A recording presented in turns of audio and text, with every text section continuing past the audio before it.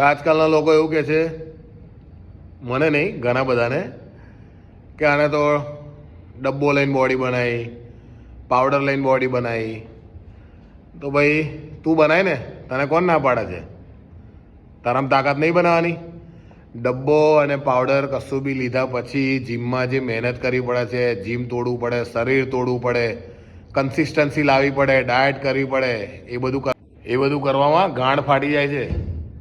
તારામાં તાકાત હોય તું આવીને બનાવી લે. ડબ્બો લેવા માટે પહેલાં પહેલું તો ખિસ્સામાં પૈસા હોવા જોઈએ, અને ડબ્બો પચાવવા માટે શરીરમાં તાકાત હોવી જોઈએ, પોતાનામાં મહેનત કરવાની હિંમત હોવી જોઈએ. એટલે આવી જ જજો. ફરી રાહ જોઉં છું ડબ્બાવાળી પાવડરવાળી બોડી બનાવવા માટે. અમે તો એટલા માટે જીમ ખોલ્યું છે. જય સિયારામ, જય બજરંગબલી.